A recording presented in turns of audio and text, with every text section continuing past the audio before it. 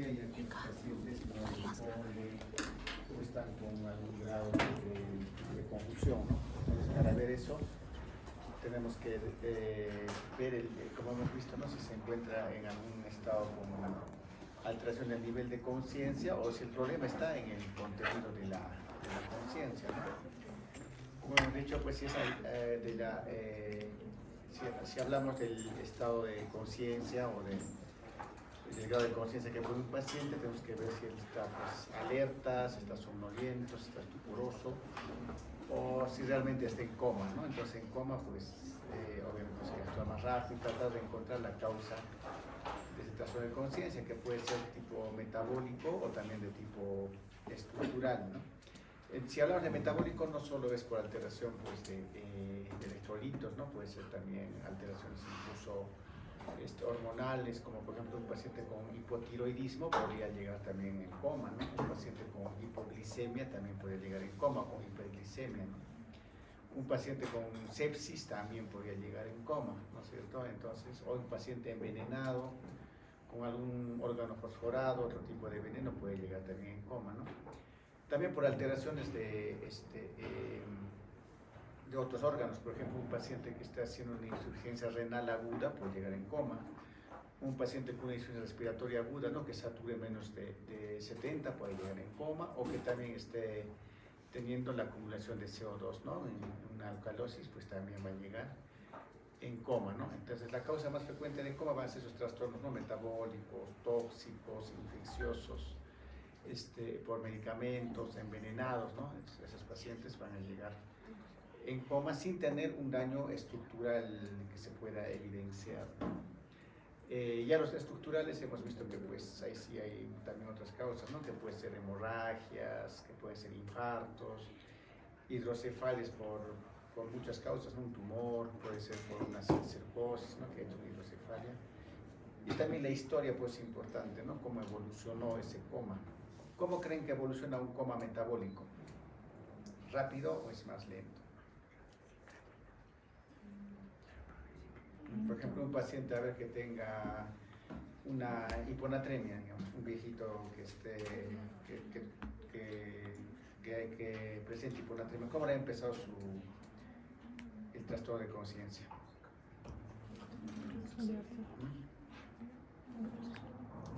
No tan rápido, ¿no? Porque ¿qué es los primeros síntomas que hace un trastorno metabólico que presenta antes de entrar en coma? Descompensación. ¿Ah? Descompensación. ¿Pero qué tipo? ¿Qué es lo que presenta? ¿Cómo puede ser? Ese paciente está que raro, ¿no? Se encuentra confundido, ¿no? Ya empieza a no reconocer, empieza a hablar incoherencias, ¿no? Puede decir que está en otro sitio, puede hasta ponerse agresivo, ¿no? Cuando entra en hipoglicemia también, ¿no? Y luego caen pues, en coma rápidamente, ¿no? En cambio, los comas estructurales por ACV son rapidísimos, ¿no? Como por ejemplo por una hemorragia epidural, una hemorragia intraparenquimal, una hemorragia subaracnoidea, pues si es grande la hemorragia, rápidamente va a entrar en coma, ¿no? ¿Por una hidrocefalia será rápido o más lento? Lento, ¿no? Porque tiene que acumularse líquido poco a poco. Pues los tumores también, ¿no? Para que el paciente entre en coma tiene que ser pues, en un estado ya que el paciente no haya dado importancia a otros síntomas, ¿no? Antes habrá tenido dolor de cabeza, antes habrá tenido hasta por una convulsión y luego para que entre en coma es porque ya pues está muy grande la lesión o está produciendo una hidrocefalia, ¿no? Luego también los comas estructurales a consecuencia de problemas infecciosos, ¿no? Puede empezar también así con confusión, los meningitis, por ejemplo, ¿no? Igual que un metabólico más o menos puede comportarse, ¿no?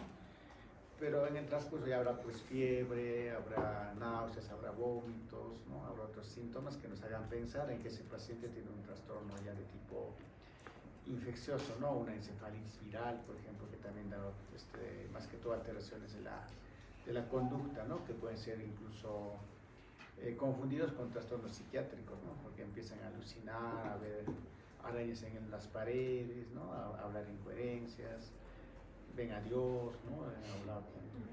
Entonces esas cosas que son frecuentes.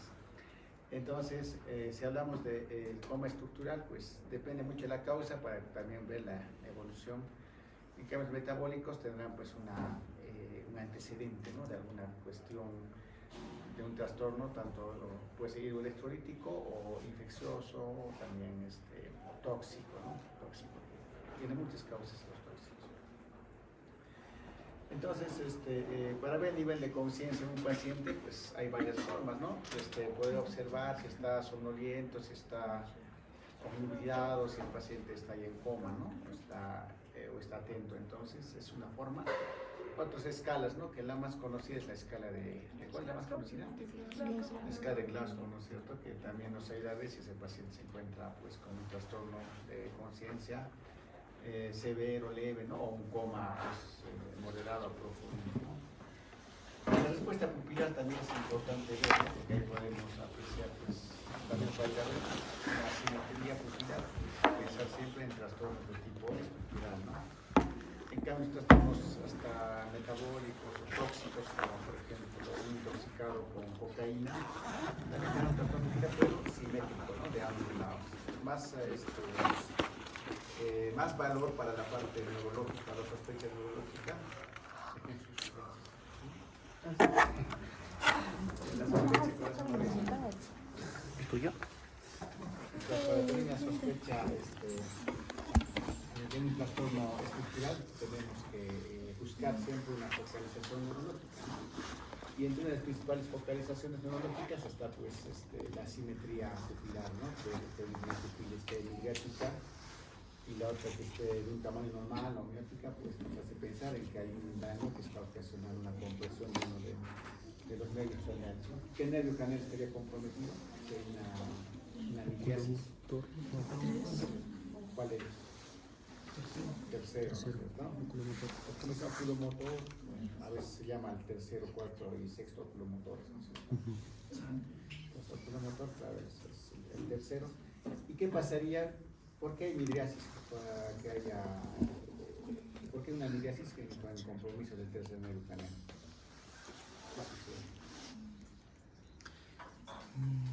¿Qué función tiene el tercer nervio? A ver, movimiento. Ya, Movimiento. o sea, función Motora. ¿Qué otra función tiene? Sensitiva. Ya, es la parasimpática, o podemos en general llamar una función autonómica, ¿no es cierto? Entonces hay compresión del parasimpático, entonces la pupila se va a dilatar porque va a predominar la función simpática, ¿no?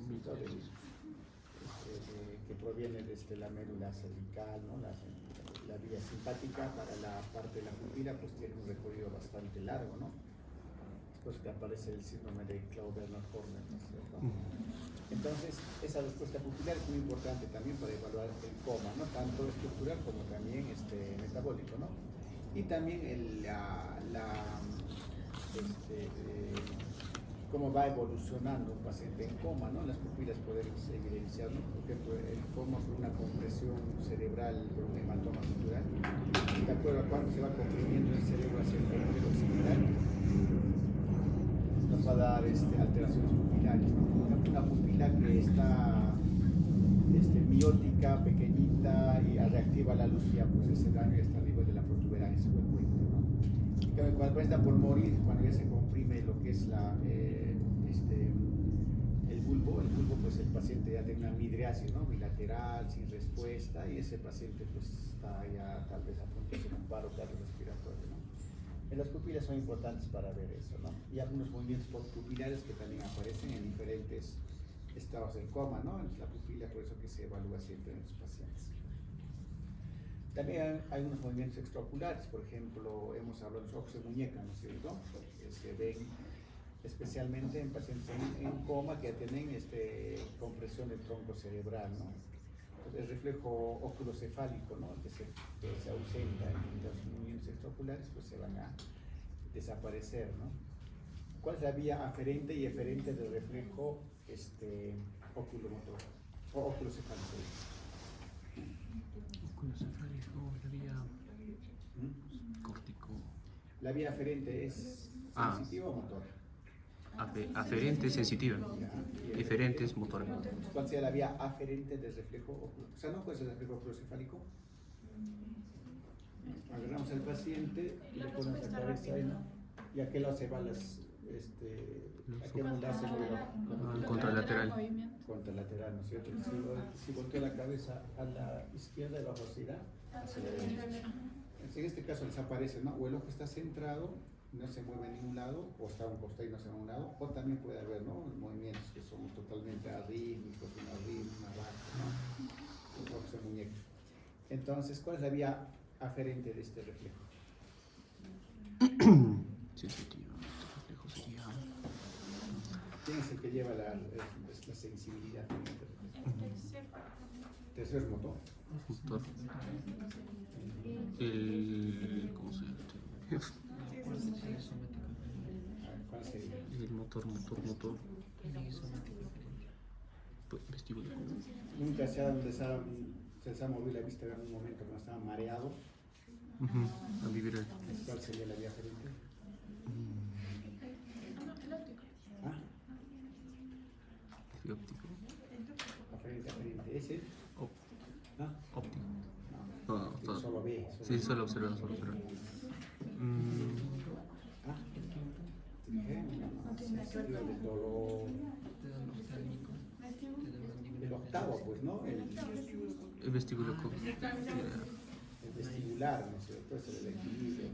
Porque cuando está mareado, pues van a ver los ojos, la persona mareada está sin vista, ¿no es cierto? Porque se mueve. Tiene mucho que ver el octavo. Entonces, la vía aferente es el octavo. ¿Y el eferente? Sí, ¿no? Los oculomotores, todos, ¿no? El tercero, cuarto y el sexto. Entonces, esta vía también, ¿no? Nos dice que está funcionante o no el tronco cerebral, ¿no? Si vemos un paciente sin respuesta pupilar y sin movimientos extraoculares, que esté en ventilado mecánico y no tenga respuesta motora, ¿cómo lo catalogamos? Vegetal. No hay respuesta pupilar, Claro, obviamente conciencia está en ventilador mecánico, ¿no? Estado vegetativo. O sea, porque no tiene patrón respiratorio, no tiene respuesta motora al dolor, ni que le quemes se va a responder. No hay movimientos extraoculares, ¿no? O hay ojos de muñeca, y no hay respuesta pupilar. ¿Cómo lo catalogan ese paciente? Tampoco no tiempo. ¿Sí?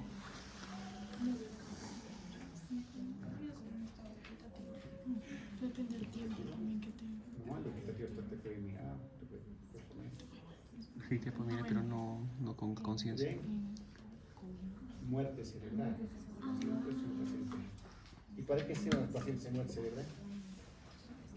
¿Qué? Para una órgano. Para algo sirve, ¿no es cierto? Cancelado. Ya, entonces, estos puntos cardinales son para determinar, ¿no?, el estado de coma o el estado también de muerte cerebral, ¿no? Cuando se inhibe, cuando ya no hay reflejos del tronco cerebral. ¿Cuáles son los reflejos del tronco cerebral? Los que podemos evaluar fácilmente. Ya el faringio, ¿no?, que llamamos el vía aferente, ¿cuál es? La diferencia del Noveno y eferente de eso. ¿Ya? ¿Qué más? Porque su núcleo está a nivel de la protuberancia, ¿no? Entonces quiere decir que ya no funciona. ¿Ya? Maceterino. Maceterino sí, pues no se evalúa porque el reflejo hace un motor normal, ¿no? Otro. El reflejo A ver, ¿qué otro reflejo? corneal, ¿no? Con la vía aferente y eferente del reflejo corneal. Justo eso es lo que. Quinto, ¿no? Porque toda la sede de acá estaba por ahí. Quinto, incluyendo la córnea. El eferente, que hace que el ojo se cierre. Exacto, entonces, esas son las vías. Otro reflejo para ver si el paciente está teniendo todavía algún tipo de respuesta a nivel del tronco cerebral. ¿Qué hemos visto con él? Óculo cefálico, ¿no es cierto? El que vamos a ver para los movimientos extraoculares. Y otro es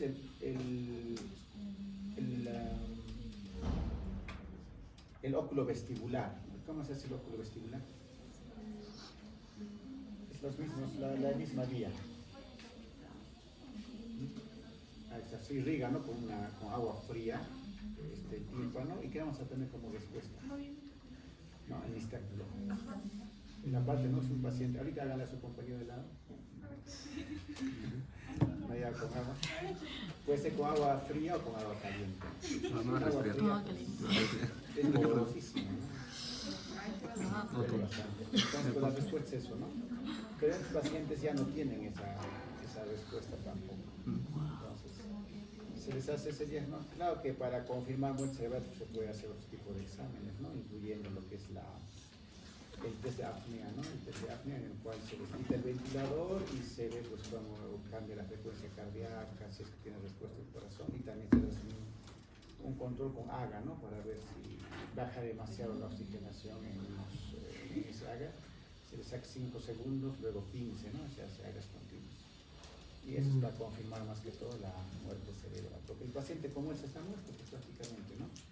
Sino que está viviendo o que está teniendo pues algunas respuestas cardíacas o pulmonares gracias al ventilador mecánico nada más. Si le desconectas va a ser paro inmediatamente, ¿no? Porque ya no funciona el cerebro, especialmente el tronco cerebral, que es el que controla la frecuencia cardíaca, la presión arterial, la frecuencia respiratoria, ¿no? Todo eso, ¿no? Eso nos sirve para poder terminar, ¿no? Es un paciente que en el cuerpo no hay mucho donante, ¿no? ¿Has visto, no? Noticias, casi no hay. Yo soy. O alguien ha puesto en su DNI. ¿No? Yo. ¿Has puesto? Sí. Mate, ¿no? ¿Dónde está? No, voy a morir, pero a los 80, así que. ¿Vienes en moto, no? ¿Doctor? ¿Vienes en moto? No, carro. En moto, nada. En moto, para atropellarte. Pero con casco, pero con casco. Necesitamos un corazón. Necesitamos un corazón. Ya. Entonces, en el nivel de conciencia, lo que vamos a evaluar pues, es la escala de Glasgow, ¿no? Y dentro de la escala de Glasgow está pues, la respuesta a la voz. ¿Qué puntaje tiene la respuesta a la voz? ¿No? 4. Pero vale. El estímulo táctil, la respuesta al dolor, ¿no? Que es básicamente lo mismo.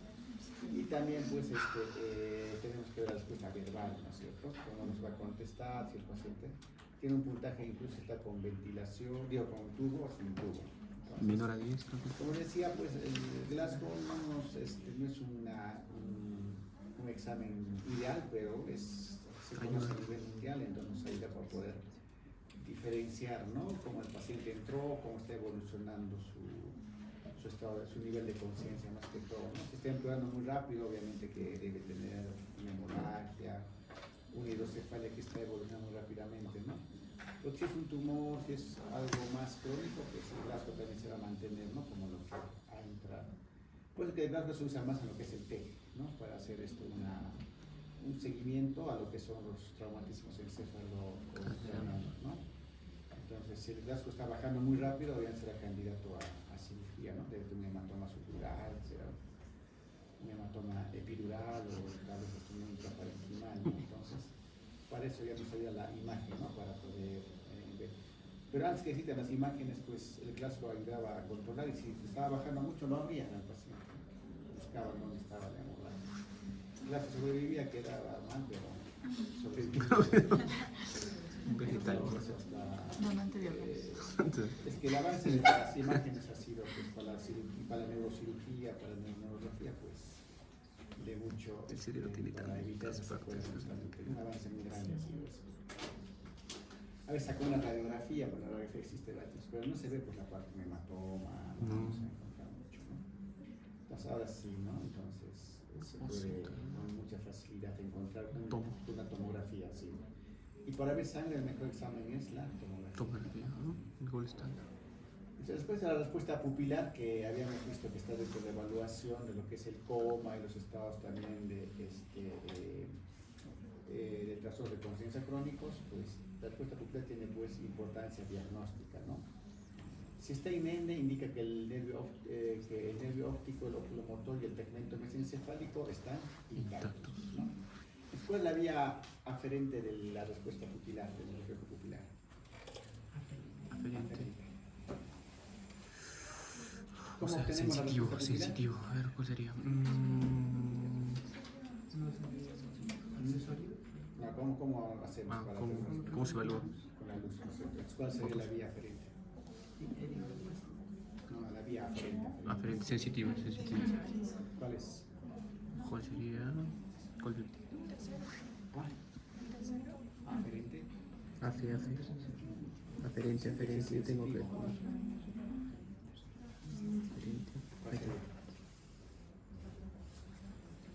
Si lo ilumino con una linterna y tiene que haber respuesta cuál es. Ujú. Miosis cerebro.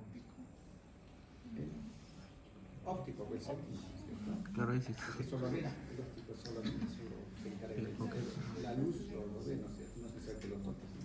Porque si lo tocaras ya estarías haciendo química, ¿no es cierto? Solo iluminas con una luz, entonces el segundo. Y la respuesta nos da él. El tercero. ¿No? En la vía simpática, ese núcleo de este es el hueso. Entonces, esa es, ¿no? la respuesta. Entonces, si tú iluminas a ver a un paciente, porque la respuesta pupilar tiene dos tipos de respuesta, ¿no? Un reflejo directo, que vas a iluminar el ojo y vas a ver directamente qué va a ver, miosis o liriasis. Miosis. Miosis, ¿cierto? Entonces eso quiere decir que está funcionando bien toda la vida. ¿Y el otro reflejo cómo se llama? Consensuado, ¿no es cierto? Que es el otro. Al iluminar este ojo, igualito el otro también va a tener una miosis. ¿Qué pasa si tú iluminas este ojo y no tienes respuesta directa, pero sí hay consensuado? ¿Quién está mal? Iluminas el ojo derecho, ¿ya? Ves reflejo directo, fotomotor directo, y no hay miosis en ese ojo. Pero el consensuado sí está funcionando. Claro. ¿En qué parte de la vía irá? Ah, ya. En la vía... Me cruzan como en una vía... ¿Quién estaría mal ahí? ¿Quién es? ¿Ah? A ver. A ver. Funcionar. El cerebro. ¿El cerebro? ¿El cerebro? Está rotando, bro. Quizá partes. Estaría mal el tercero, pero el derecho, ¿no? Porque se supone que el izquierdo está viendo esas cosas, ¿no? Porque la vía del óptica tiene, ¿cuántas neuronas tiene? Ópticas, cosas. Córtico. Se decía, ¿no? Que va desde la retina, al nervio óptico, al tálamo, a las hace varias conexiones, ¿no? Incluso al otro lado, ¿no? Con el eje interhuescal del norte, la vuelta lateral. Por eso que respuesta consensuada. Entonces, si vemos que un lado derecho no está funcionando, pero sí está llegando, o sea, que el nervio óptico está idemio, ¿no es cierto? Que estoy eliminando al nervio óptico derecho y que sí está llegando. En cambio, ¿qué pasaría si hago el reflejo pupilar en el ojo derecho y no hay respuesta ni directa ni consensuada del otro lado? ¿Qué nervio estaría mal?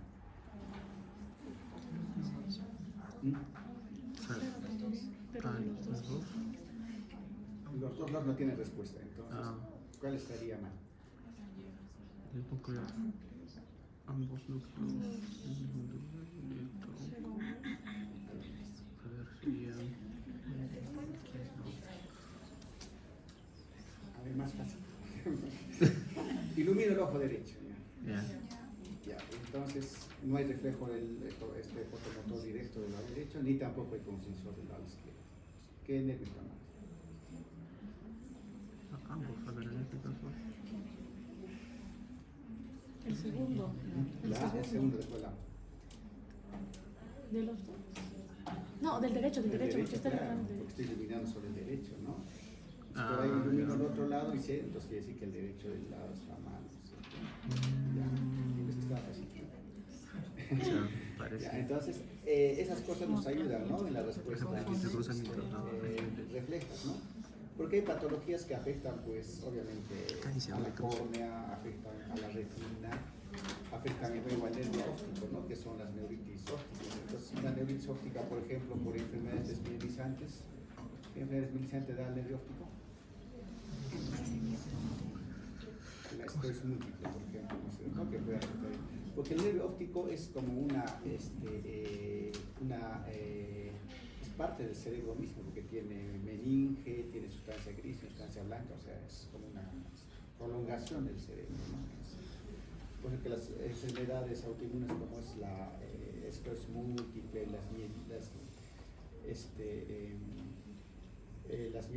mielitis, encefalomielitis, todas esas atacan también al nervio óptico, ¿no?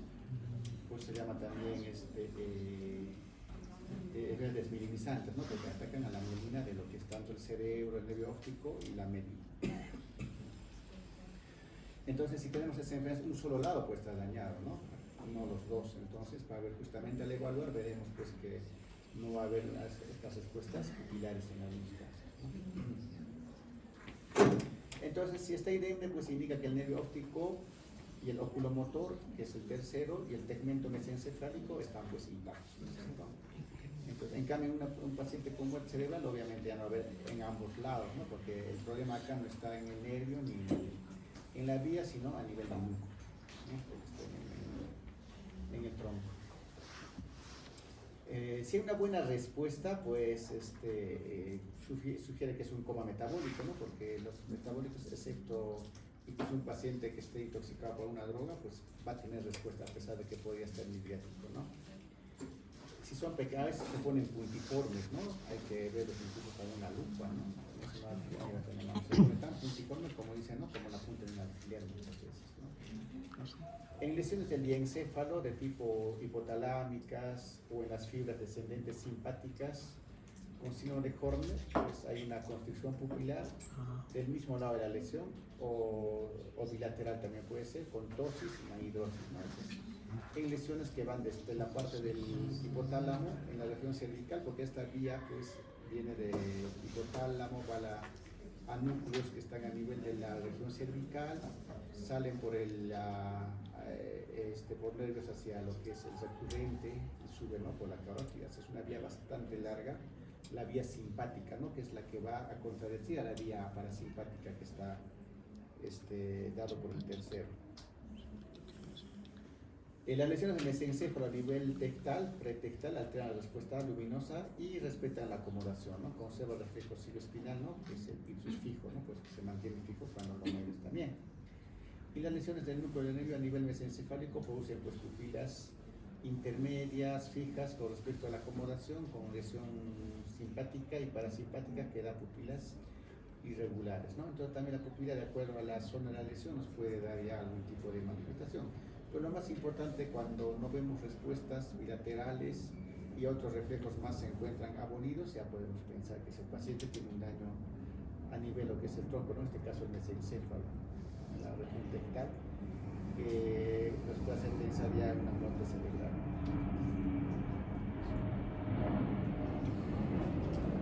En las lesiones en puente, como les decía, pues cuando va bajando la compresión hacia la parte más inferior del tronco cerebral hacia el agujero occipital, se produce pupilas en punta de alfiler que reaccionan a la luz, ¿no? Puede ser de usa lente porque sí va a haber una respuesta a la luz, pero sus pupilas están tan pequeñas que si lo vemos en forma directa tal vez no podamos ver esa respuesta, ¿no?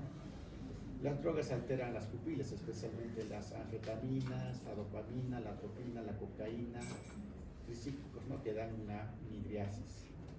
En cambio, lo que es los aminoglucósidos, barbitúricos, la succinilcolina dan pupilas poco reactivas. La glutetimina, la escopolamina, el alcohol metílico da pupilas fijas y dilatadas, ¿no? Los narcóticos dan pupilas mióticas con una buena respuesta a la luz, ¿no? Entonces, si vamos compañeros con pupilas dilatadas, ¿no? Sí, pues puede ser que estén consumiendo tricíclicos. Su naturaleza. Entonces, es una forma también, ¿no? De ver, pero estarán conscientes, ¿no? Porque la mayor parte que tiene alteración y esté inconsciente, ahí sí podemos pensar en otra cosa. Pero un paciente que solamente está con estimulantes, pues está caminando, hablando, pero pues sus pupilas estarán dilatadas, ¿no? Pues en caso de intoxicación también por órganos fosforados, ¿cuál es el antídoto? Atropina. La atropina. ¿Y qué esperamos dando atropina? ¿Cómo esté la pupila? ¿No? Que empiece a hacer midriasis, pues se controla también, ¿no? Si nos falta, tenemos que aumentar, hasta que el paciente esté, ¿no? Se pone midriasis. Acá tenemos, ¿no? Una proyección de lo que es el tronco cerebral y cómo se van a ver las pupilas de acuerdo a la lesión en qué zona está. Por ejemplo, cuando está la corteza cerebral, una lesión grande, pues puede haber una leve asimetría, pero con respuesta, ¿no? En la región ya del mesencéfalo y del hipotálamo también, no sé, va Cuando hay lesiones, pues las pupilas serán pequeñas pero reactivas a la luz. En lesiones ya a nivel de lo que es el bulbo, la protuberancia, puede haber también asimetrías, especialmente cuando hay una hernia, ¿no? A este nivel, lo que es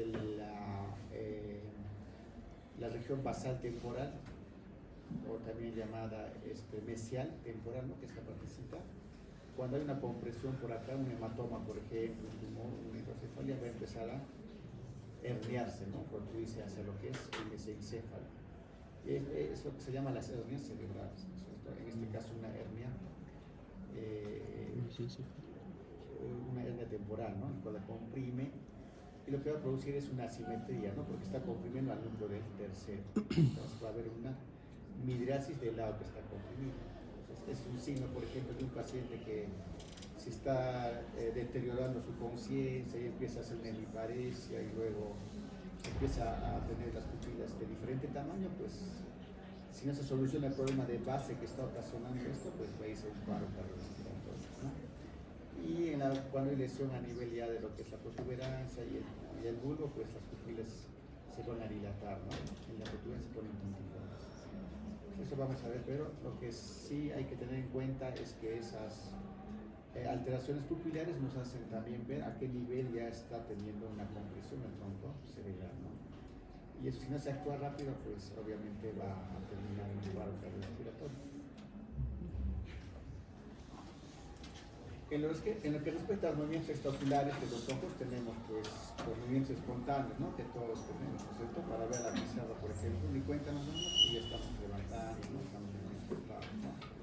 Luego el reflejo oculocefálico, ¿no? Que habíamos mencionado, que es moviendo pues la cabeza y viendo a qué lado va ese movimiento, ¿no? Y el reflejo oculovestibular, el cual se hace con estimulación con agua, ¿no? Agua fría, agua caliente a nivel del tímpano, lo que va a producir pues movimientos de los extraoculares, ¿no? Como nistagmos, otro tipo de movimientos. Tú encarnabas. Entre los movimientos espontáneos podemos llamar el Robin, ¿no? El Robin Ace, que es un movimiento conjugado rítmico en sentido horizontal, ¿no? Es el lado, ¿no es cierto? En ese caso podemos pensar que el paciente está en coma, ¿no? Es un signo de coma. Indica que los núcleos oculomotores, sus conexiones están intactos, ¿no? O sea que todavía no hay una alteración de lo que es el tronco cerebral, porque está en un movimiento reflejo, pero sí el coma debe tratarse de algo más metabólico o un trastorno sobre la parte supratentorial, o sea, en la corteza, ¿no? Porque el coma se produce, hemos dicho, en lesiones tanto del tronco cerebral, que son pequeñas lesiones a nivel, o lesiones que están comprimiendo ambos hemisferios cerebrales, ¿no? Como puede ser una hemorragia, como puede ser una meningitis, como puede ser un edema, ¿no? Cerebral por una causa metabólica, tóxica. Por ejemplo, que los pacientes que a mí cuando se intoxican, pues entran en coma por el edema que hace, ¿no? Toda la masa encefálica, ¿no? Es un edema citotóxico, ¿no? A diferencia del edema vasogénico que se ve en los tumores, en los pies. El ping-pong ocular son movimientos lentos en sentido horizontal de 3 a 5 Hz y se ven alternamente, como es su nombre, ¿no? Entonces se va el ojo de un lado y luego, ¿no? Regresa, ¿cierto? Pero se queda un rato todavía, ¿no? A diferencia del Robin, que es constante, rítmico, ¿no? Y regresa, y puede ser que demore y otra vez, ¿no? Y puede ser lento también, ¿no? De 5 Hz. Eso también nos dice que hay un coma por alteración de tipo metabólico. El bobbing son movimientos intermitentes en fase rápida, ¿no? Hacia abajo, que retorna lentamente a posición primaria y se ve en lesiones del puente, ¿no? Entonces, pues, hacia abajo se ve el ojo y luego regresa, ¿no? Se ve como un pequeño movimiento ahí, ¿no? Como está dando un botecito. Entonces, eso va a verse en ciertas fases. El dipping, ¿no? Desviación lenta hacia abajo, ¿no? Seguida de retorno rápido y ocurre lesiones metabólicas. También en pacientes que están en estatus epiléptico o en encefalopatías anóxicas, ¿no? Y nos dicen que puede quedar muchas secuelas cuando ya se ve esto, ¿no? Desviación lenta hacia abajo, ¿no? Despacito baja el ojo y retorna rápidamente, ¿no? Respira y retorna, ¿no? Como el ping-pong, pero que en este caso es vertical, ¿no? Hacia abajo y hacia abajo. El ping-pong, en cambio, es horizontal, ¿no? Y el bobbing inverso, ¿no? Hay una fase lenta hacia abajo con retorno rápido más allá de la posición inicial y tiene poco valor localizador, pero también nos dice que puede haber lesiones tanto en puente o son difusas en el tronco cerebral, ¿no? Entonces, solamente viendo la pupila y los movimientos hay que tener un poco de paciencia, pues podemos también sospechar de que hay lesiones, puede ser en puente o puede ser metabólico, ¿no? Entonces, lo que acá siempre tratamos de ver con el examen es si ese paciente en coma está teniendo un trastorno metabólico o un trastorno de tipo estructural, ¿no? Que es lo que nos va a servir para ver un tratamiento rápido, ¿no? Porque si es estructural sí necesitamos urgentemente un examen de imagen, ¿no? Para poder ver que está sucediendo. En cambio, si es más metabólico, pues nos abocaremos en hacerle pruebas, una AGA, electrolitos, haremos una glucosa mínimamente, ¿no? O algún hemograma, tal vez está séptico, ¿no? Entonces eso ya nos ayuda a no perder tiempo, ¿no? Pero en nuestro medio, ¿no? Apenas entran con ni siquiera les interesa como tomografía y están media hora, 2 horas con su tomografía y ni siquiera le han hecho una glucosa, ¿no? Y a veces simplemente son problemas de tipo de hipoglicemia, ¿no?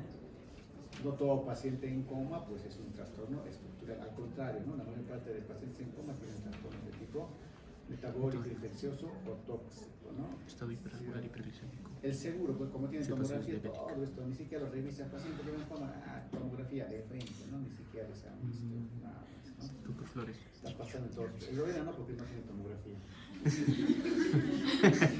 Con linterna, con Revisan, linterna. así que los refieren al hospital regional, ¿no? Entonces, eso hay que siempre, pues, la semiología, pues, tiene en el diagnóstico neurológico, el 70% del diagnóstico te va a dar la semiología y el otro 30% serán los exámenes, ¿no?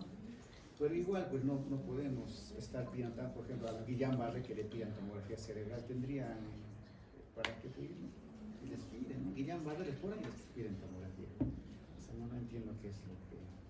¿Por qué? Porque el Guillain Barré muchas veces viene con alteraciones de nervios craneales, ¿no? Especialmente el séptimo, viene con parálisis bifaciales, con alteraciones en la, con disartria, ¿no? O también con disfagia, ¿no? Entonces, porque hay alteraciones de los nervios craneales bajos, como el noveno, el décimo, entonces no pueden pasar el IMED, es obvio que el Guillain Barré el 50% tiene alteraciones de nervios craneales bajos, ¿no? Séptimo, noveno, décimo. Y a veces hay algunas variantes de Guillain Barré que alteran movimientos oculares, ¿no? Eso vamos a ver más adelante.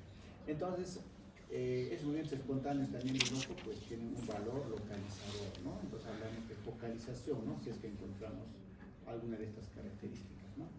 Las pupilas, pues obviamente que también tienen un valor, ¿no? Entonces, los ojos nos ayudan mucho para poder ver las causas de los comas en este caso, ¿no? Luego también hay otro tipo de manifestaciones oculares, ¿no? Como la mirada desconjugada al azar en pacientes comatosos. En este caso no tiene mucho valor localizador, ¿no? Pero lo que sí tiene valor localizador es la desviación de la mirada, ¿no? Entonces, un paciente en coma que esté mirando a un solo lado, ¿qué pensaría? Lesión del tercero y del sexto. Vía. ¿Sería el tronco? Sí, Claro. sí es, ¿no? Pero cuando mira al mismo lado de la lesión, es que está a nivel de la supratentorial, ¿no? Si mira al lado contrario de la lesión, es a nivel infratentorial. Entonces, pero la desviación está ahí, ¿no? Un paciente en coma y lo ves siempre sube a un lado, ya no al lado izquierdo. Y lo estimulas al lado, así después reaccionar, puedes mirarte, pero otra vez, ¿no? Se desvía. Entonces, eso nos dice que se llama desviación de la mirada, que incluso está en la escala de MIS, ¿no? A propósito, vamos a hacer un seminario de la escala de MIS, ¿ya? Vamos a planificarlo después cómo lo vamos a hacer, porque es una forma de evaluar, pues, todo lo que estamos viendo en semiología a un paciente con ACV, ¿no? NIHSS, ¿no? Entonces, es muy semiológico, ¿no? Entonces ahí nos indica, según esa escala, pues, dos cosas, ¿no? El grado de severidad de una lesión vascular, especialmente los infartos, ¿no? Eso nos sirve para también poder ver las trombólisis, ¿no es cierto?, cómo se van a hacer. Entonces, en este caso, la depresión de tiene un puntaje también, ¿no? El reflejo oculocefálico, que bueno, habíamos mencionado hace poco, se rota con rapidez la cabeza del paciente hacia un lado Y si el aparato vestibular y el tallo cerebral, que es el núcleo vestibular y el núcleo del tercero y del sexto, están intactos, los ojos se desvían en dirección opuesta, ¿no? La respuesta asimétrica indica lesión del tallo como una oftalmoplegia internuclear, ¿no? Que sea por daños de fascículos mesencefálicos protuberanciales. Y si la respuesta es normal, no es necesario examinar el reflejo oculovestibular, ¿no? O sea, si tenemos una respuesta oculocefálica normal, ya no lo voy a irrigar por gusto, ¿no? Porque le voy a causar más dolor por el paciente, ¿no? Entonces, y si es que, bueno, no hay este reflejo, pues sí habría que ver para ver si todavía la parte un poquito más baja sigue funcionante. Pues todos esos exámenes que se hacen de los médicos, especialmente para determinar la muerte cerebral, ¿no? Y clínicamente un paciente de muerte cerebral, como es candidato a donante, pues se lo tiene que mantener, ¿no? Si está bajando su presión, hay que ver cómo está su medio interno, ¿no? Para poder conservar. Ahí vienen ya los que son de trasplante, ¿no? A hablar con la familia, a ver si se puede, si van a ser donantes, ¿no? Pero la mayoría no. Y tampoco se puede aceptar que lo den, porque hay otros que dicen, ay, ¿cuánto me vas a pagar? ¿No? Que lo ven. Corazón tanto, hígado tanto. Está caro, está caro. Eso no, en lo que es cuestión sería antiético, ¿no? Mira que está mirando. Pero debe haber antiético. ¿Tú no son coreanos? Sí. El reflejo oculovestibular se practica una otoscopía, se mira el tímpano, ¿no? Se eleva la cabecera a 60 grados y se instala, pues, ¿no? Se irriga con 5 ml de agua fría que puede repetirse, ¿no? En condiciones normales se desvía al oído estimular, ¿no? Se estimula ese lado y se va a desviar hacia el lado y va a hacer movimientos tipo distancia, ¿no? Pero siempre desviando al lado derecho, ¿no? El agua caliente, pues lo contrario, o sea que ir al contrario y el ojo se ve al lado que más irriga, ¿no? Hacia el otro lado. Entonces se dice que el agua, que digo que la respuesta el istmus se acerca al agua fría y escapa del agua caliente, ¿no? Es un mnemotécnico. Porque al irrigar con agua caliente el ojo se va al otro lado, ¿no? Y regresa lentamente. Si se estimula ambos oídos se desvían hacia abajo, ¿no? Entonces, pues sádico, ¿no? Que ambos los recomen. En un paciente en coma le puedes hacer, pero tal vez no hay respuesta, ¿no? Lo que se busca es si hay o no hay respuesta. Un paciente que está consciente, así, un poquito, a veces se hace, ¿no? Para determinar, por ejemplo, en caso de problemas del nervio vestibular, ¿no? Para ver si hay un infarto, ¿no? La respuesta de este nervio. Pero ella no va a sentir que está. Su nombre manifiesta que está inhibe el mesencéfalo, el puente y las conexiones vestibulares, ¿no? La fenitoína, barbitúricos en altas dosis pueden afectar la respuesta calórica. Todos los reflejos pueden estar inhibidos, ¿no? Si es que el paciente está sedado, ¿no? En el ventilador mecánico, por ejemplo, para hacer un examen para muerte cerebral hay que quitarle la sedación, ¿no? Pero obviamente si le estás bajando la sedación y responde, no está para muerte cerebral, ¿no? Se le vuelve a sedar, pero si ya le quitaste la sedación y el paciente no responde y no tiene sus reflejos, ya se cataloga como muerte cerebral clínica y se tendría que hacer otro tipo de examen, ¿no? Como, por ejemplo, la prueba de apnea, ¿no? Sacar sus agas cuando se le quita el ventilador. Se le puede hacer un electroencefalograma que tiene que ser especial porque el movimiento del ventilador no permite a los electroencefalógrafos normales a poder, porque va a salir siempre con el movimiento del ventilador mismo, ¿no? Algunas descargas. Y tiene que estar plano el mesencéfalo para decir muerte cerebral, ¿no? Estos son especiales. Doppler transcranial también, ¿no? O sea, hace un Doppler y que la circulación sanguínea también está abolida cuando hay muerte cerebral, ¿no? O lo que es, pues, lo ideal y que sería lo mejor es la resonancia magnética funcional, ¿no? Que determina que cuando hay irrigación se ilumina el otro color, ¿no? Entonces, en este caso está abolido. Pero sería muy caro, mucha demora. ¿Hay en el hospital, doctor? ¿Hay en el hospital? Sí, bueno, que se utiliza porque el resonador se utiliza más en otras cosas, pues, que determinar una muerte cerebral. Y además la resonancia magnética funcional se usa más para estudio, para hacer estudios de áreas cerebrales que se están estimulando con diferentes tipos de estímulos, ¿no? Por ejemplo, el leer, el comer, el hablar, ¿no? Y es clarito, el área de Broca se activa cuando la persona está hablando, ¿no? Entonces se ve que cambia, hay mayor, lo que ves que hay mayor circulación de sangre en zonas que están. Si mueves el brazo, pues se va a activar el área motora, ¿no? Es bonito ver eso, ¿no? Entonces, pues se demostrado muchas áreas, ¿no? Pero, por ejemplo, cuando lees, escribes a todo el cerebro que hace, ¿Cuándo dice el tarot? la corteza. Entonces, que un paciente que tiene Alzheimer, el mejor estímulo es que lea, ¿no? Que practique algunas sumitas leves, que juegue cartas, ¿no? Para mantener estimulado el cerebro.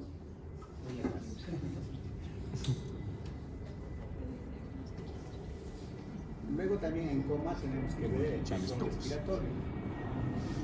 El patrón respiratorio pues puede ser de varios tipos, ¿no? Tenemos el tipo de Cheyne-Stokes, una respiración neurótica central, apneusica, respiración bronquis, atáxica. No tienen valor pronóstico, pero sí nos dice que hay alteraciones de diferentes partes del tronco cerebral, ¿no? El Cheyne-Stokes, por ejemplo, son fases de taquipnea que alternan con apnea, ¿no? Y se paran, ¿no? Es que me acuerdo de la película. Y el paciente, si le medimos su AGA, pues está haciendo hipocapnia, ¿no? En el momento de lo que produce su apnea. La causa más frecuente es patología cardiopulmonar con retardo de la oxigenación cerebral, ¿no? Especialmente pacientes que han tenido un infarto cardíaco o problemas respiratorios, un edema agudo de pulmón, por ejemplo, ¿no? Es una causa típica de que tengan este patrón, ¿no? En raras ocasiones se puede ver en lesión cerebral difusa, ¿no? Como por ejemplo un TEG, ¿no? Que también está evolucionando muy rápidamente, también se puede, ¿no? En encefalopatías hipertensivas, en herniaciones tempranas, ¿no? En patrón de Cheyne-Stokes, ¿no? Este patrón respiratorio a veces se ve también, no por respiración, sino en los pacientes que tienen apneas en el sueño, ¿no? Que roncan mucho. Obesos. Los Que ya obesos. están ya haciendo un paro, ¿no? Hasta demoran 30 segundos en volver a Apnea de sueño. Hipoxia. Que tienen apneas tienen alto riesgo de hacer infartos cerebrales, porque están haciendo hipoxia, infecciones cerebrales. Y bueno, a nadie le da importancia, ¿no? La apnea del sueño, pero es una patología que debería tratarse, ¿no? Porque esos pacientes acaban con muchos trastornos, infartos, microinfartos, demencias vasculares, ¿no? O hasta parkinsonismo, ¿no? En relación con algunas enfermedades degenerativas con las apneas del sueño, ¿no?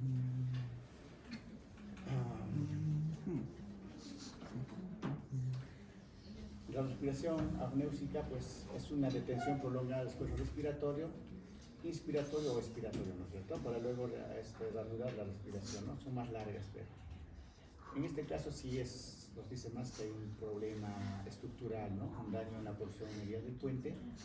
Y también se puede ver en lesiones vasculares como unos infartos, unas hemorragias, ¿no?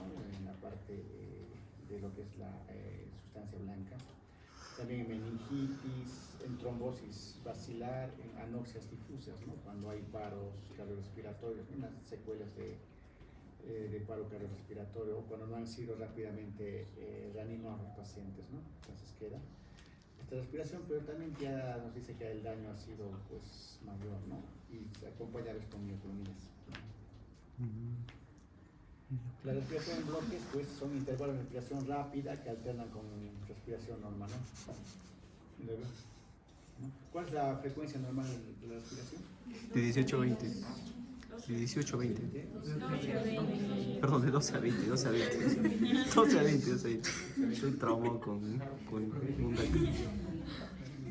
De 16 a 20, 18 a 20 y 12 a 20. Eso se hace en la primera clase de la universidad, ¿no? Claro. Sí, en quechua. ¿En quechua? En quechua. Luego, esto se ve generalmente en lesiones protuberanciales y no tiene un valor pronóstico, pero sí nos habla de que el daño puede ser más estructural que metabólico, ¿no? La respiración atáxica, respiración errática, sin ningún tipo de periodicidad, ¿no? Es por posible lesión de centros medulares, o sea, ya está hablando de lesiones medulares y vulvares. La atáxica sí es de mal pronóstico, ¿no? Porque ya tiene que ver con una lesión que está a punto de hacer un paro cardiorrespiratorio básicamente, ¿no? Es raro de ver porque los pacientes ya están, pues, 20, a no ser que llegue ya con esa respiración y ese paciente que está por morir, entonces tienes que intubarlo rápidamente, ¿no? Entonces, a veces llegas a intubar y el paciente pues, hace paro respiratorio. Ahí está. Una gráfica, Chain ¿no? Del stop. chain stop, ¿no? Respiración apneas, respiración neurógena central, la respiración Apneusica, también como largos y luego para. Apnea. ¿No? En bloques y la táxica, ¿no? Que es, puede ser rápida, lenta, apnea, luego hace hiperventilación, y luego ya cuando vemos este tipo de respiración, como decimos, está a punto de hacer paro respiratorio, ¿no? Entonces, si es algo rescatable, pues tiene que intubarse inmediatamente a este paciente, ¿no? Obviamente que tendrá otros signos más, no solo respiratorios. Luego vemos pues en un paciente en coma lo que es la respuesta motora, ¿no?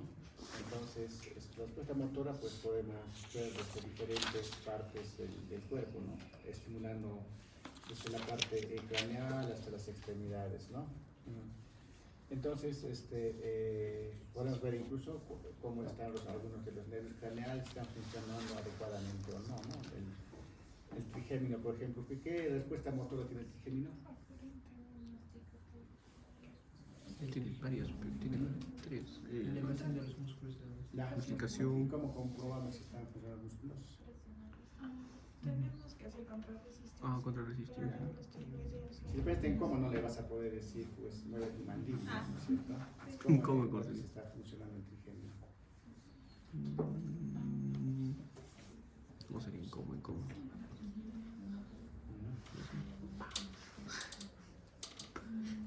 A ver, ¿qué reflejo se hace para el trigémino, para la parte motora?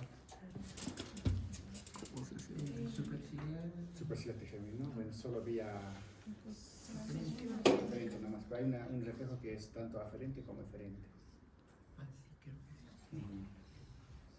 ¿El reflejo? Mandibular, ¿no es cierto? Porque esta zona tiene vapotrigémino y el músculo que mueve es el temporal, los pterigoideos, ¿no es cierto? Que son masticadores, si están inervados por el trigémino, ¿no? Entonces respuesta trigémino, trigeminal, ¿no? Entonces el reflejo nos dice cómo está el trigémino, ¿no? Luego otros respuestas motores que podemos ver, ¿no? El parpadeo frente a estímulos luminosos, sonoros, indica que la formación reticular del puente está intacta, ¿no?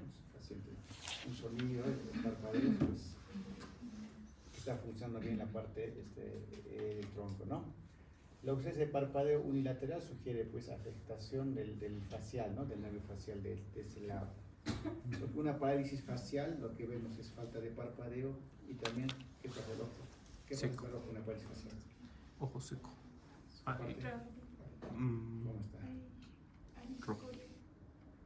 No, la pupila en el ojo mismo. Como los párpados.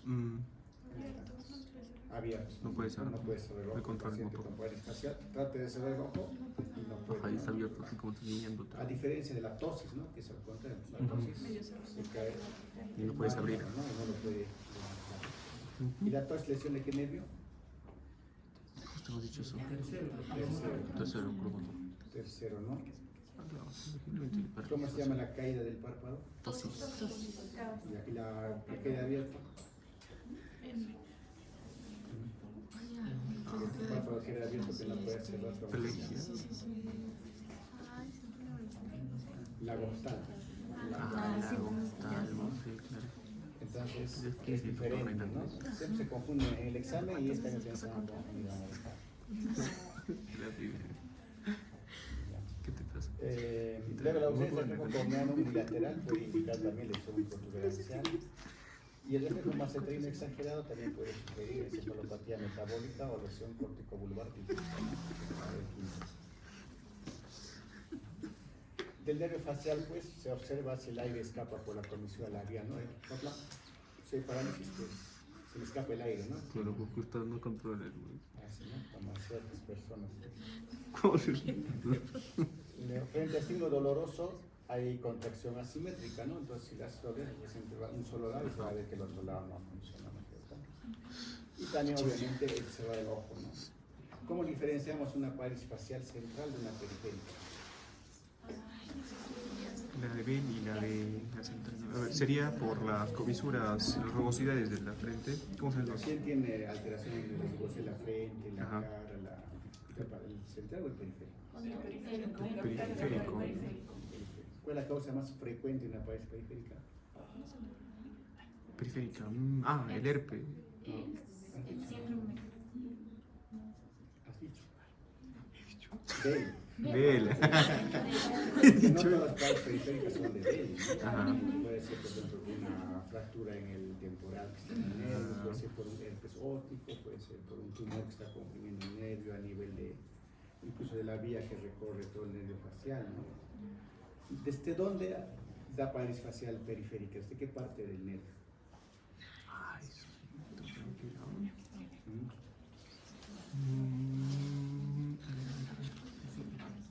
Porque por el periférico puedo pensar que solo es de la parte de la cara, ¿no? De los oídos, ¿no? La de Bell sí es así, porque ¿cómo se produce la parálisis de Bell? ¿Por qué? Fisiopatológicamente. ¿Ya qué pasa con el facial? Hay un auto. ¿Esto? Claro, son teorías, ¿no? Pero bueno, no es más comprobado.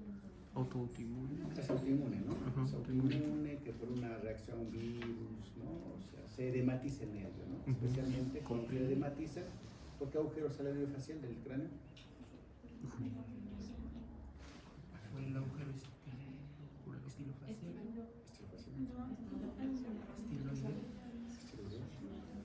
¿Qué agujero es? Escuché, me olvidé. Hace 6 años. No tiene su craneecito cuando estudiaban astronomía. Sí, está en mi depósito. Lo tenía que sacar. Lo tenía que sacar su craneecito, ¿ah? Hace 6 años que no veo. Entonces, ¿Cómo se llama ¿qué? ese? El agujero de. Lo busco en mi guía. El agujero por donde sale el nervio Si no me dicen facial. agujero, Sí, ahorita. Ahora estamos recordando todo. ni con WhatsApp, ¿Cómo es? ni con la IA. Ni con ChatGPT, ni Sí, con. ni con ChatGPT, ni- Ya está. ¿Qué dice? Pero ya se cae la. Es por la cosa que dije. No, el agujero. Estilo mastoideo. Lo mastoideo. Era con estilo, ¿no? Con estilo. Ahí como usted dematizó el nervio, pues ahí queda atrapado y produce la parálisis facial, ¿no? Esta teoría de la parálisis de Bell, ¿no es cierto?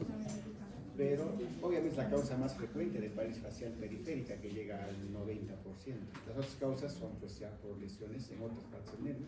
Por eso decía, ¿desde dónde? Central. ¿Desde qué parte del nervio puede dar parálisis facial periférica? Desde el núcleo, ¿no? Ajá, claro. Desde el núcleo del. Desde el núcleo.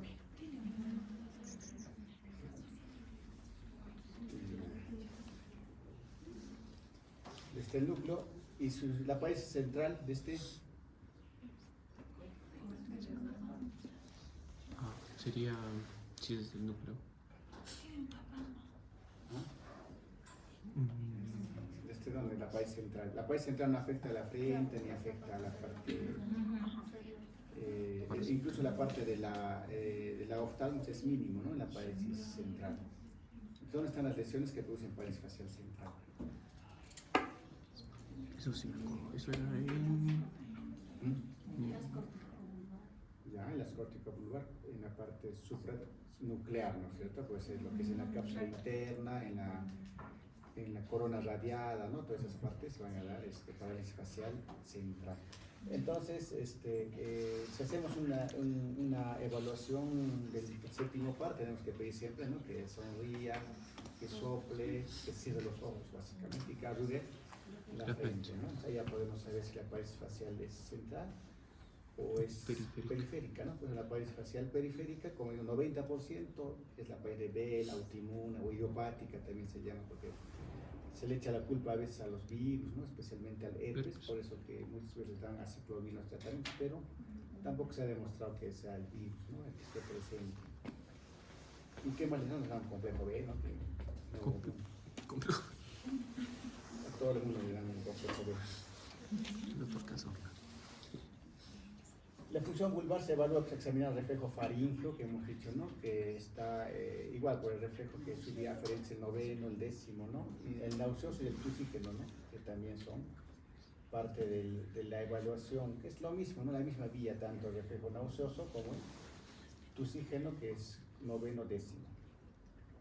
O si está en coma el paciente, obviamente le movemos el tubo endotraqueal y vamos a ver si es que hay reflejo pues, nauseoso, ¿no? Si está en muerte cerebral no va a haber ese reflejo.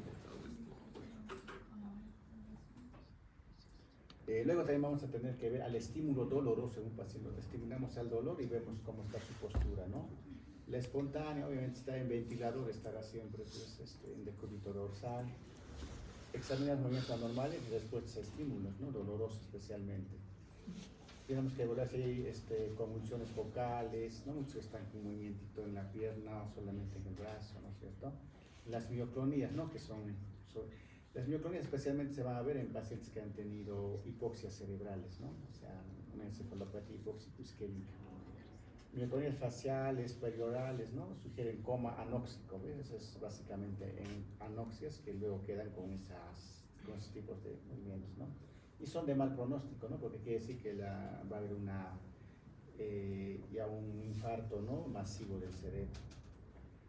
Crisis cerebelosas, ¿no? Presentan extensión de las extremidades con opistótomos y sugieren herniación de la amígdala cerebelosa, ¿no? Se quedan ahí, ¿no? Con lesiones de fosa posterior, básicamente. Luego también al estímulo doloroso vamos a ver algún tipo de reflejo o movimiento, ¿no? De decorticación que va a permitir evaluar y linear las estructuras caudales del encéfalo, ¿no?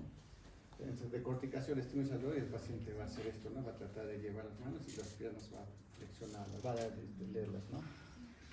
Y los movimientos de celebración que indican la lesión del encéfalo o el puente también, ¿no? O sea, ¿cuál es más grave en el clásico, la decorticación o la descerebración? ¿Quién da menos puntaje? Decorticación. No. ¿Quién da más puntaje? O Dos, ¿no es cierto? O sea, no digo dos. Menos da la descerebración, ¿no? Como está en el tronco, las lesiones pueden ser más severas. En lesiones medulares suele haber también flacidez total, ¿no? O sea, una cuadriplegia flácida, ¿no? Si la lesión ha sido aguda. Y una lesión cervical de la médula cervical, ¿puede el paciente llegar a coma? Una lesión cervical, digamos, en C2, C3, ¿el paciente puede llegar a coma? No, porque tendría que estar pues a nivel más superior para que esté en coma.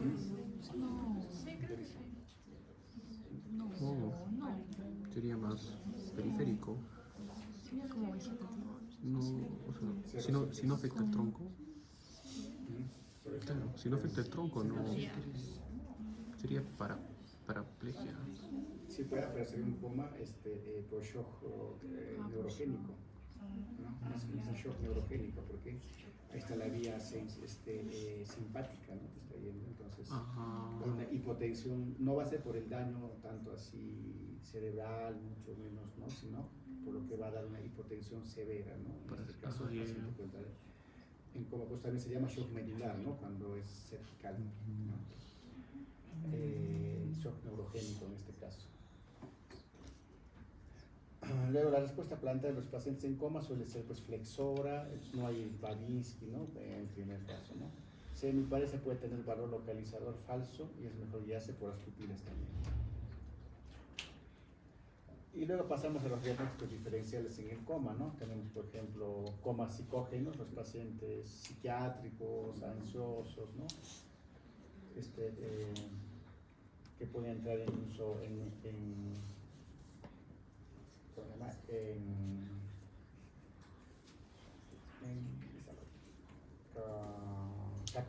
catalépticos, ¿no es cierto? Catalesis psicógenos, ¿no? Entran como un paciente que bajan su frecuencia cardíaca, no responden al dolor por mucho que los pinches, ¿no? El síndrome de enclaustramiento, ¿por qué se produce? Lesión a nivel de la protuberancia, ¿no es cierto? En la protuberancia. Y eso se ve en los que les reponen muy rápidamente el sodio, ¿no? Pacientes hipernatrémicos reponen sodio, ¿cómo se llama eso? Una mielonilisis pontina se llama, ¿no? Es una lesión desmielinizante. Mielonilisis pontina. ¿No? Entonces pacientes quedan en enclaustramiento. ¿Cuál es la clínica? Que están cuadriplégicos, no pueden mover ningún par craneal, solo pueden mover los oculomotores, ¿no? O sea, a veces eso mínimo, ¿no? Pero están escuchando, están entendiendo todo lo que está a su alrededor, ¿no? Hay una película incluso que hicieron de un paciente que está muerto, hay que sacarle los órganos, pero está vendiendo, no, por favor, él decía, ¿no? Ah, de terror, sí. No lo hagan, no era terror, era ¿No? De comedia. Entonces decía, De comedia, dice. no hagan eso. Y había otro médico que decía, no, parece que está en esto así, yo estoy así, decía, y el otro decía, no, dice, cállate tú, no. Entonces, el tratamiento sí, el paciente, solo que no puede comunicarse, ¿no? Ay, qué feo. Cuadriplégicos y sin respuesta de nervios craneales. Los mutismos acinéticos son también más por lesiones a nivel del tronco, ¿no? Y los estados catatónicos, ¿no? Que entran también en un estado como coma, pero obviamente es porque han tenido más que todo unas desconexiones, lo que es la parte más neurotransmisores en este caso, ¿no? También son pacientes psiquiátricos o con medicación. En el coma psicógeno, pues hacemos un paciente en coma, un examen neurológico tiene reflejos, las pupilas tienen buena respuesta, no hay alteraciones como lo que hemos visto, ¿no? De ningún tipo. Y hacemos un electroencefalograma y también está normal, ¿no? Entonces podemos catalogarlo como un coma psicógeno y más si tiene antecedentes, ¿no? De tratamiento psiquiátrico o de ansiedad, de depresión, ¿no? Entonces ya podemos tener un diagnóstico. No todos los pacientes, hasta los intuban a veces, ¿no? Porque ni al dolor responden, pues están ahí como paciente en coma. En enclaustramiento, pues paciente está consciente, alerta, sin ningún tipo de respuesta diferente, ¿no? Se puede producir por trombosis de la base de la basilar, hemorragia del puente, ¿no? O por la mielonitis pontina también. El electroencefalograma confirma que está consciente, ¿no? Básicamente hay ondas, ¿no? Cerebrales que sí hablan de que hay pues, ondas alfa, beta que son de conciencia, o sea que está funcionando bien la parte cortical del cerebro, ¿no? Por eso está consciente. Porque el electroencefalograma no puede, digamos, dar diagnóstico de lo que es el puente, ¿no? Solamente la parte cortical. Pero si está el SARA funcionando, entonces la corte está funcionante, ¿no? Movimientos oculares conservados, también verticales y parpadeo, ¿no? Entonces, por eso el paciente puede de alguna manera comunicarse, ¿no? con los movimientos, no mostrar o parpadear. En caso extremo, a veces está bien inhibidos también. En caso de mutismo acinético, pues aparente estar alerta, estar inmóvil, no estar con los ojos abiertos, ¿no? Sin ningún tipo de comunicación. Los ojos se abren en forma intermitente por momentos, ¿no? Se encuentra flácido con una cuadriplegia. Pero hay movimientos rudimentarios, ¿no? Como mover la boca, ¿no? Sacar un poco, levantar las cejas.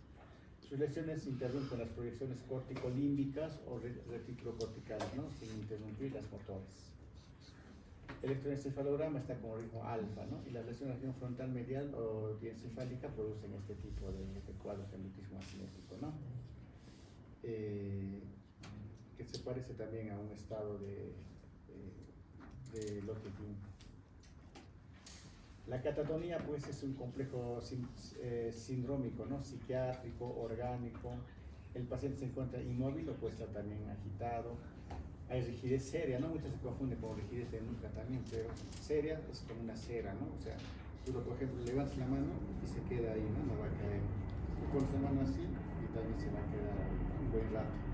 Le haces por eso que en estos casos hay que al paciente moverlo y tratar de dejar en una posición y se va a quedar ahí sonando, ¿no? Con una cera. Puede estar en cuestiones antifisiológicas, ¿no? Por ejemplo, puede haber un epistótomo, ¿no? Un epistótomo también. Ojos abiertos, y el electroencefalograma puede tener ritmos rápidos, pues, ¿no? Que son el ritmo rápido hasta alfa, beta, básicamente, ¿no? Que son más rápidos.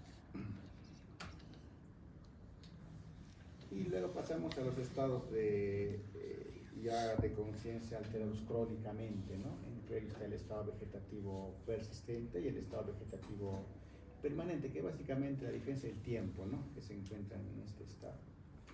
En el vegetativo persistente, pues suele estar precedido por un periodo de coma prolongado, ¿no? El paciente, pues, al mes recién se puede decir que está en estado vegetativo, ¿no? El paciente en ventilador mecánico y a veces salen del ventilador, pero no hacen contacto con el entorno, ¿no?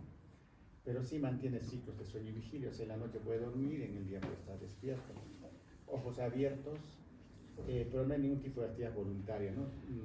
No levanta los brazos, no puede comer solo, está con sono, tienes que alimentarlo, ¿no? Pero no hay pues conexión con el entorno, no te fija la mirada, no te entiende, ¿no?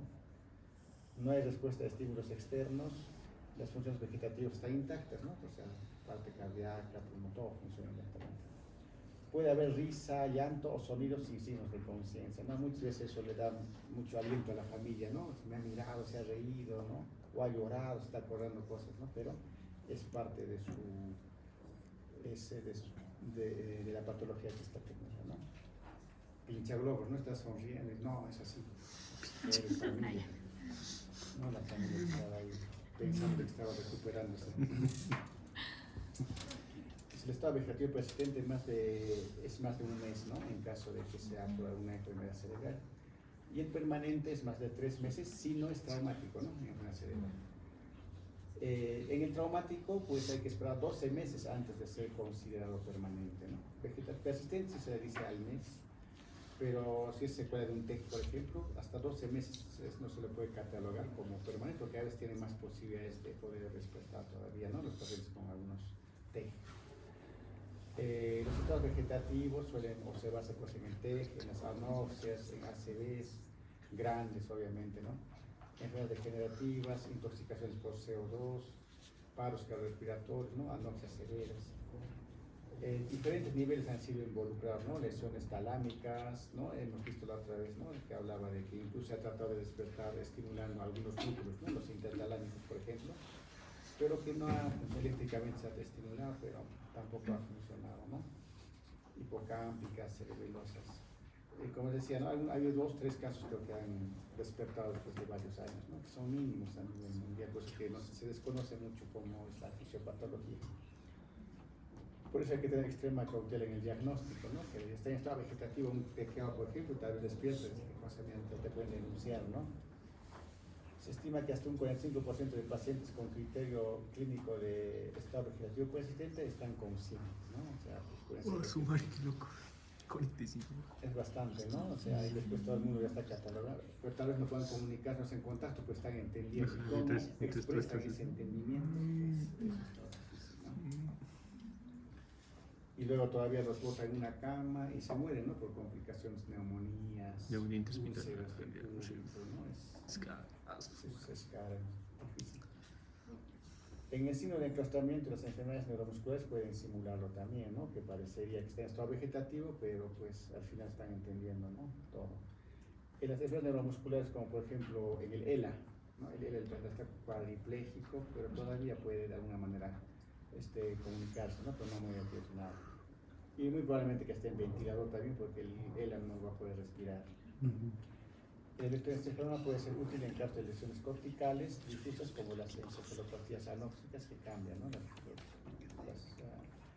El tipo de ondas que hay. En el paciente que el voltaje y la frecuencia están suprimidos y sobrevive a varias semanas, la posibilidad de permanecer en estado vegetativo permanente es alta. Esto también sirve como efecto pronóstico. Y finalmente el que les hablaba, ¿no? Del deterioro rostrocaudal, ¿no? ¿A qué se refiere? Pues es un proceso dinámico y evolutivo que induce signos y síntomas clínicos, ¿no? Que revelan afecciones de las estructuras encefálicas supratentoriales, o sea, por encima de lo que es el tronco y el cerebelo, ¿no? Especialmente en el encéfalo mismo, las meninges y toda la parte sudural, epidural, ¿no? Entonces, en este caso se van perdiendo funciones de adquisición reciente hasta llegar a las más antiguas y finalmente la muerte, ¿no? Entonces, es un proceso que va pues, de la parte superior a la inferior. No, acá tenemos la región supratentorial y la región infratentorial, ¿no? Donde está el tronco y el cerebelo. Acá se produce un hematoma subdural que va a comprimir, ¿no? Hacia la parte del puente, ¿no? El tronco cerebral.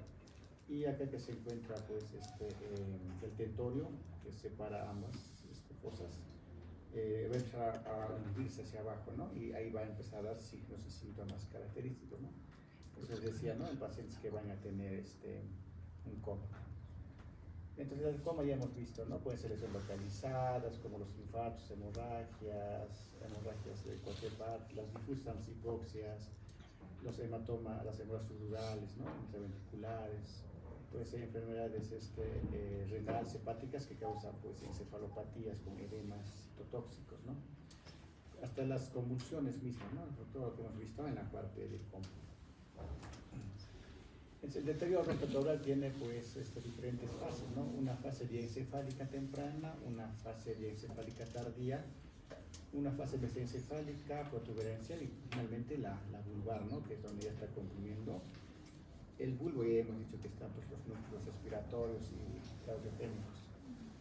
En la fase diencefálica temprana, lo primero que va a ocurrir es pérdida de la concentración, somnolencia progresiva, ¿no? El paciente que ha podido llegar a repente despierto, todavía contestando preguntas, su Glasgow va bajando, ¿no? Pues el Glasgow no sigue parte de eso. Ya se pone somnoliento, ¿no? Empieza a tener respiración todavía regular, pero se presentan suspiros, bostezos frecuentes y luego puede irse al estado de coma. En la fase mesencefálica ya es derivada de la pérdida de inervación simpática descendente y de la lesión de los núcleos de Eringer-Westphal, ¿no? O sea, en este caso, y hay irregularidad pupilar, ¿no? Por la misma compresión que está viendo, pero bilateral en este caso, ¿no? Hay pérdida de reflejo fotomotor, porque hay compresión ya a nivel del mesencéfalo.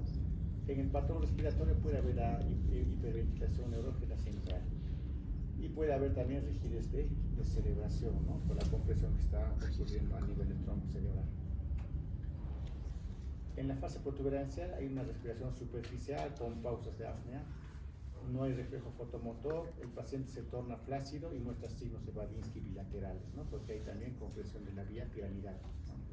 O sea, a nivel de lo que es la protuberancia, porque la protuberancia está pasando la vía piramidal, ¿no? Por el lado de los núcleos, todos los núcleos están al medio.